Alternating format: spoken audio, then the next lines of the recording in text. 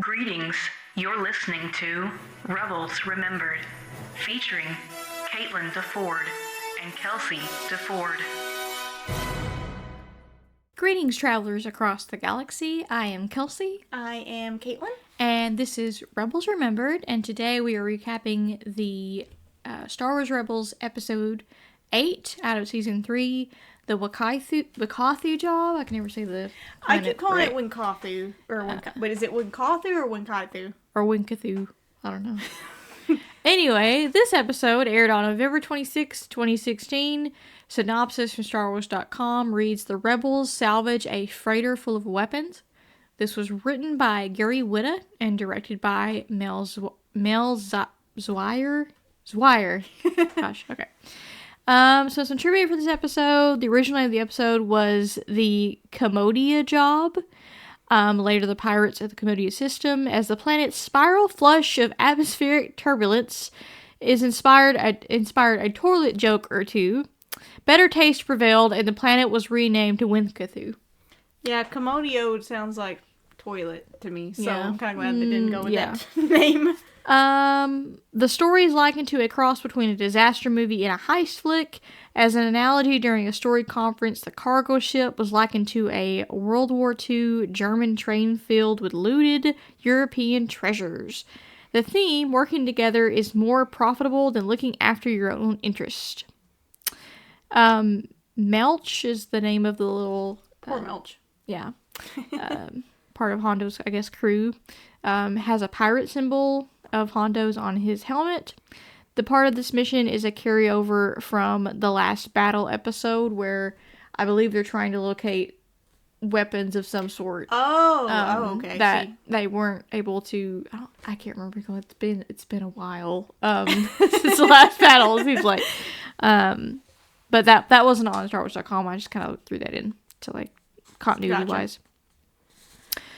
So, without further ado, I'm just going to come right out and say this is not one of my favorite episodes of the series. Not mine either. No. And I hate that because it's like, people love Hondo, but I love Jim Cummings. I love him dearly. Oh, yeah, definitely, yeah. He's amazing in whatever voiceover performance he does, but every time Hondo showed up, it was like the episode quality I knew in my head wasn't going to be as good. It was going to be more of a fun adventure rather than an overall high stakes. Yeah. Mm-hmm. It was going to be a fun, witty, comedic episode. Yeah. But even with that being said, we have Hondo, and we also have one of your favorite characters in the mix. Another appearance is Azmorgan, who I bet I could go back and find footage of us talking about the first episode he's in with Lando. And I think you were like, I can't stand him. And then I believe he appears again in Brothers of the Broken Horn. Oh, yes, he does, I believe. Yeah. Still don't like that guy. Yeah, you can probably find me footage. So, yeah, unfortunately, we have two supporting, because they're not like the Rebel crew or anything like that, but like our two supporting guys are not. I mean, I can't say Hondo's not likable because obviously people like him, but. Yeah, he does say some funny things. I guess, sometimes. Yeah, especially in the beginning of this episode where he's, like, kind of poking fun at Kanan. Mm-hmm, the blind joke. The blind jokes, yeah, and I'm like, dude. Now I really don't want you here, okay? Okay, so basically, the Ghost Crew, via Ezra, which is a big thing we'll talk about in a second, meets with Hondo and his new partner, Azmorgan, for a mutually beneficial job. Together, they'll steal a supply of weapons, including proton bombs, from an abandoned Imperial freighter near Wynkahthu. Which they need proton bombs. They do need proton bombs, and again, that's something that's carried over from the last battle. It seems like there's always supply runs throughout the series. Yeah, needing things. Needing things for the rebellion. Needing things to use in war and rebellion. But I will say not everyone is on board with this, particularly Hera, because Azmorgan had her as technically a slave for a little bit. Yeah. But I think everyone is like, they don't want to, but they need to, kind of thing. Yeah. To check this out. Because I think even Hera says there's no way the Empire would have even checked on this ship, because also it's located near an atmospheric storm that's going on, and so even the Empire's like, nope, we're not gonna not worth do our that. time. But when you're very desperate and you need these kinds of things, you're more willing, I guess, to take the risk. I want to get your opinion on this. I was interested that Kanan was kind of on board with it. How did you feel about that? I think it's because, like we said, Kanan is sort of a different Jedi, but he also understands, like basically what I just said, when it's needed. It's about doing the things that you need to rather than things that you want to do, I guess. True. But at the same time, I'm kind of like, do we really need to go in this storm? Which, I mean, let's just be honest. Throughout this entire episode, this is the epitome of plans never go according to plan. Because it's like Domino in this episode, similar to Steps into Shadow, where it's one after another of things happening that I don't think Kanan and Hera were aware of. So maybe if they knew what they were about to face, everybody probably would have been like, no, we're not doing it. Also, it's a bigger thing with Kanan in teaching Ezra something here. Yeah. Which, could you have done it differently than risking someone's life to learn the lesson? But some people have to learn the hard way. And true. I think Ezra is immediately upset because Hera puts Zeb in charge of the mission, because last time they were dealing with Hondo, Ezra was plummeting to his death. Yeah. Before he was rescued. And so there still is, like, he's learning not to trust, but I still feel like with Hondo, he's still very much... Which I find very interesting. Yeah. Like, why would he be so quick to... maybe it's like a mutual, like, kinship between the two, maybe? That's what's kind of driving him, but at the same time, I'm like... I don't get it. He basically left you on that station. Mm-hmm. Like, fled. I would have been like, deuces, dude, I don't want anything to do with you now, but for some reason, Ezra has this kinship with him and this trust, which, well, he doesn't really necessarily trust him either. It's just weird to me. Yeah. So I think that's also part of what's driving Kanan, is when the team goes to get on this ship or whatever, Hera immediately wants to say something, and Kanan's like, no, he's got to learn that he can't trust him. Yeah. Which hard. You think Ezra would have learned by now not to trust Hondo. Yeah. Like I was just saying earlier. Okay, so we do have Zeb in charge of this mission, which Woohoo! Go is... Yay! So he's in charge of this mission. So he basically leads them into this abandoned ship. He tells Ezra to keep an eye on Azmorgan. He doesn't do that successfully in this episode. Something small leaps from the shadows. It's an Ugnaught Melch, one of Hondo's old crew. He's not happy. He claims Hondo left him to die on this ship, which they'd actually attacked. Which is another revelation. Again, Hondo didn't give all the information. Yeah. And I feel like that's a key point in this episode. Not everybody's not revealing all the cards. Yes. Which sucks. When you're jumping in something that's risking your life, you need to know all the information. Everything about it, yeah. So Zeb is, of course, immediately like, okay, you tried to take this ship, it didn't work, and then you reached out for help with us. Which from the beginning, if you know Hondo, you know Azmorgan, they're there to get the treasure. They don't care about anything else. So they reach the hangar. They find a weapons lot, including proton bombs. And Hondo seemingly has come through, which, yay, I guess. Also, I love the comedic element of when the hangar opens and they see all of the stuff, and it's like this Hallelujah chorus thing kind of happening, and you see Hondo and Azmorgan immediately start fighting over who gets what. Mm-hmm. It's like, guys, come on. Yeah, also, if there wasn't already enough to worry about, you got Hondo and Azmorgan who are willing to stab you in the back. You've got an atmospheric storm on this ship, the supply ship, that if they don't get off within a time limit, basically the ship is consumed and it breaks apart. So you've got like their team on the ship, and you've got the Ghost and Hera and Kanan and Sabine are kind of flying, I guess, next to the ship. Yeah, I or guess whatever. so. Which is crazy. And so Sabine will be handling the proton bombs when they are being sent to Back them. and forth, yeah. Which worried me deeply. Yeah. That you're transferring these bombs on some sort of Zip line system in a storm that at any moment could just go off. That was probably I guess to up the stakes. Yeah, and the tension, yeah. So, in the meantime, we have, as Morgan ended up disappearing, Zeb goes to investigate when he's attacked from behind. When he comes to, he finds himself in a cell opposite a grotesque crime lord. They were both captured by an Imperial Sentry Droid.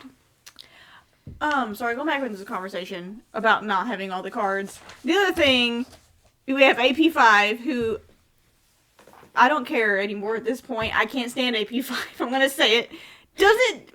First forgets to tell them, oh, there's these sentry droids on this ship, and then forgets to tell them, oh, don't attack, because if you do, there's going to be 10 more. Like, nobody's telling all the info. Actually, he doesn't even say that. He just says, don't attack, it's not unwise, it can cause consequences. But he doesn't go into detail about it, like... And the whole reason they ask AP5 is because he used to work on one of these ships, and so why aren't you giving out all the information? All the info, yeah. Ugh. Collective ugh. Everybody in this episode, besides Zeb, I feel for him because yes, just got thrown into this with these two people that we can't trust. Ezra's being a butt because he's upset. He's this angsty teenager.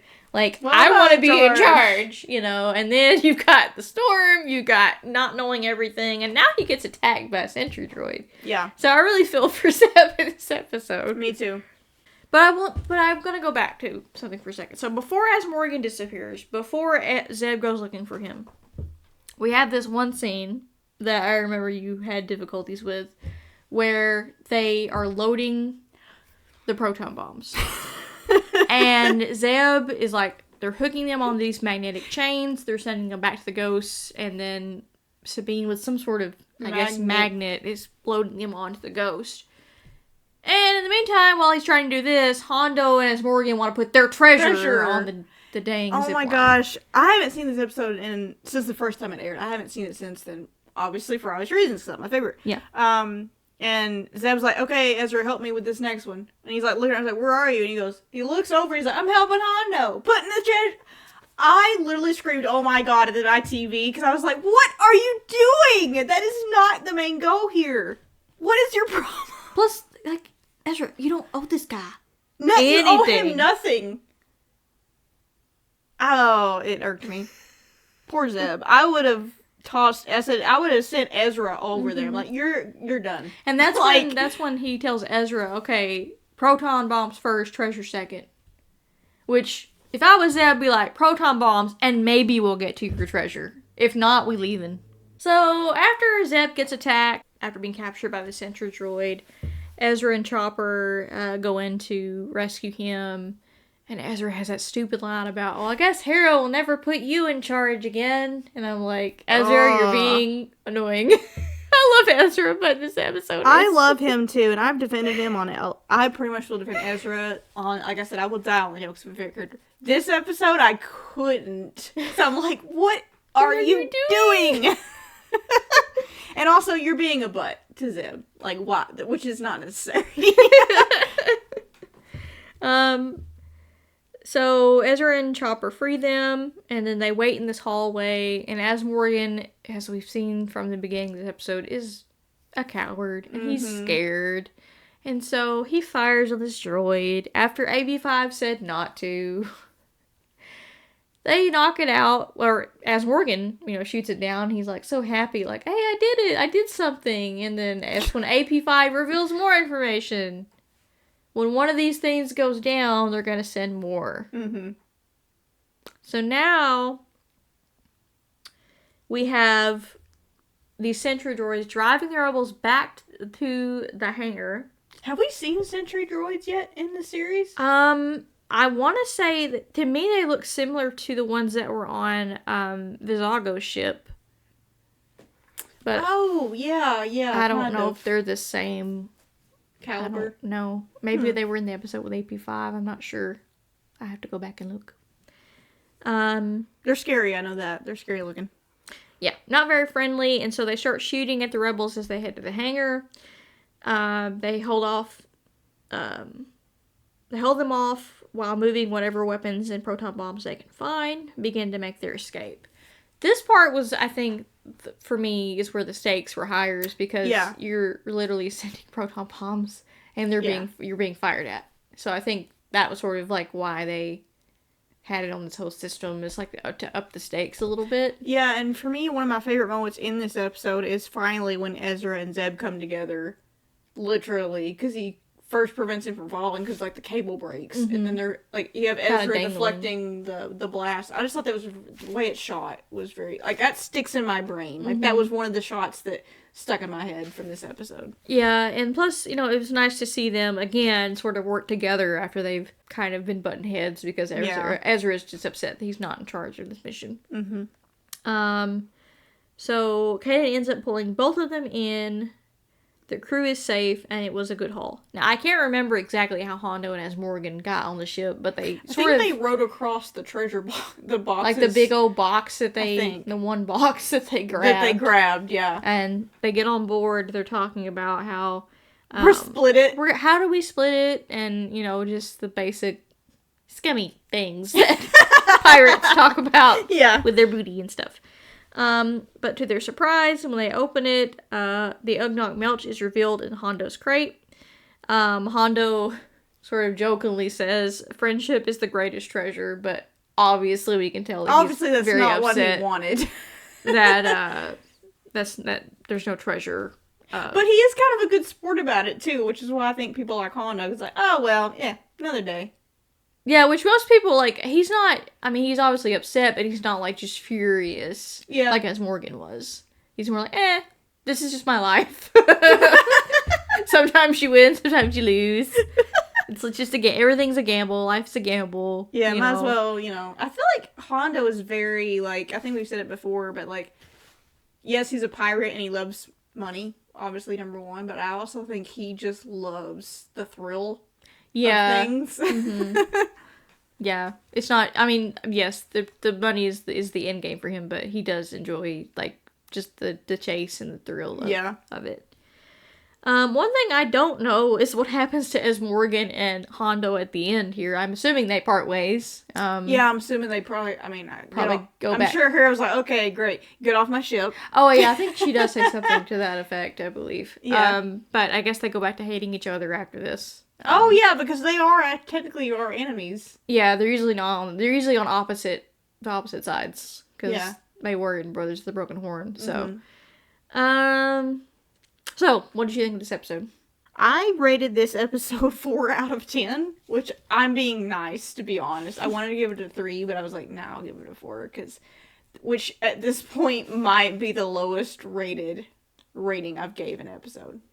Yeah, I was gonna say maybe 4. If I was being generous, maybe I'd give it a 5. But it's just not... I like the little adventure that they go on and everything, but to me, the stakes are not there. They tried to sort of up it with you literally sitting on a proton bomb while you're being fired at. Yeah. Which that part was pretty cool. But overall, it's... I hate to say this, Gary Witta. I'm so sorry. To me, it's just, as a whole, in the series, it's probably one of the weaker episodes. They have to, I don't want to say filler. But padding the season because you have this set number that you're given to write. But yeah, it is sort of a filler episode. It is. In the long scheme of things, it is more of a filler episode. Filoni, which Dave Filoni's always good about trying to put stuff in what people call, filler episodes that tie in later. You just referenced The Last Battle, which I totally forgot about, so, but to me, at the end of the day, it's still filler, even though you put one little thing in there that ties it to something else. I don't want to say the word filler because it's a very controversial word, because there are creators out there that will be like, filler doesn't exist. Everything is important. Yeah. I don't think that way, right? But also, like, if you're looking at Rebels as just, like, a kid's show, Yeah. not everything has to be connected to this larger story arc. I know we like that because we're nerds. And No, we and like not to see- not every episode has to be here. Yeah. Oh, and stakes wise, but unfortunately, that's just the stuff that most people crave. It's like, oh, it needs to be here. The stakes need to be really high. Otherwise, I won't like it. But I mean, sometimes there are a lot of shows we've been watching recently where the stakes are very high, and sometimes when they're very high and emotionally charged, sometimes you need a break from that. Yeah, you just need a break from that, like the stress of it. Yeah. And stuff. I feel like the main themes in season 3 are the Maul, his motivations going on here. Thrawn is the other big story arc. With Callus and the Empire and all that. Mm-hmm. These are kind of sprinkled intermittently with what I'd call adventure episodes. Like just like sort of the growing rebellion and these little side quests. Yeah, that side you go quests, down to get things, to get supplies, which they do in this episode. So they do get some proton bombs out of the situation. Oh, sorry, I wrote down one line that I had to write down because it was just, to me, the best line in this whole episode. When Chopper leaves Zeb and Ezra and he flies across the thing, and Zeb goes, "I hope he ran out of fuel." Yeah, I forgot about that. He literally just leaves them like, "Bye, peace, deuces, I'm out." I love that line, the way Steve Bloom delivered it. It was just great. So I don't know what you call this thing. I think it's like a hooking game that people use when they're enjoying social drinking.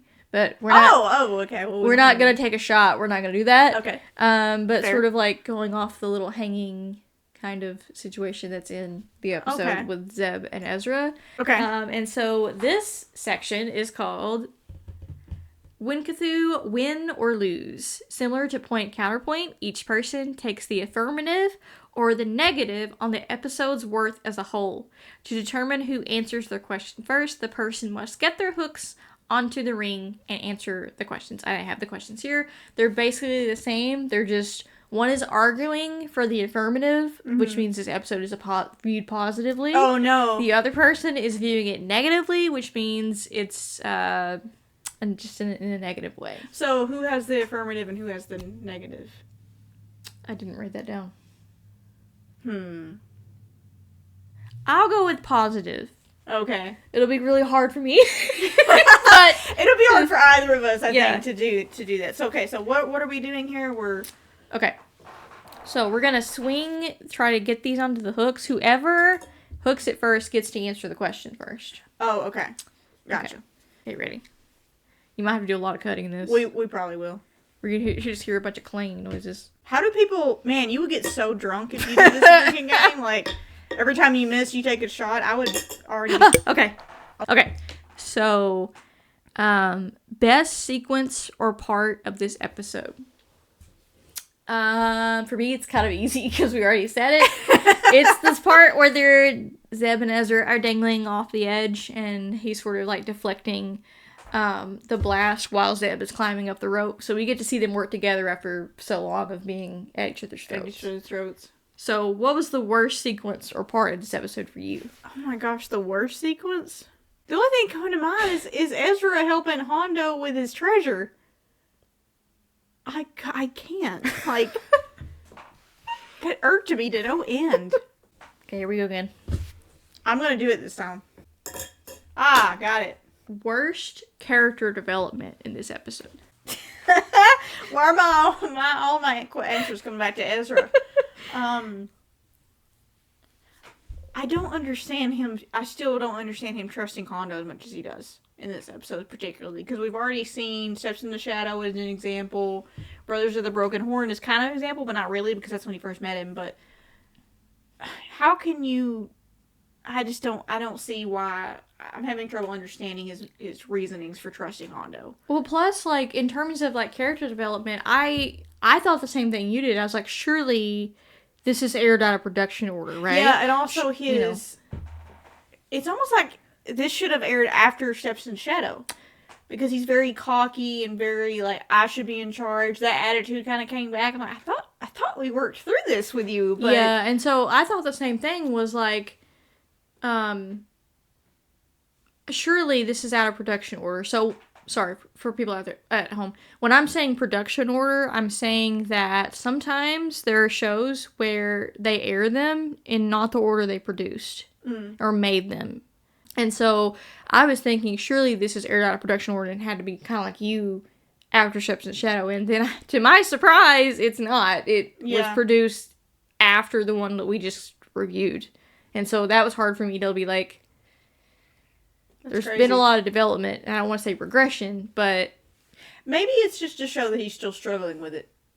For me, best character development for me was we finally kind of got to see... I mean, we've seen Zeb lead, but, like, being able to take charge of his own mission was cool to watch and see him, you know, tell people what to do and, just sort of take charge of the situation. Also, his arms... Can we talk for a minute? Hear me out.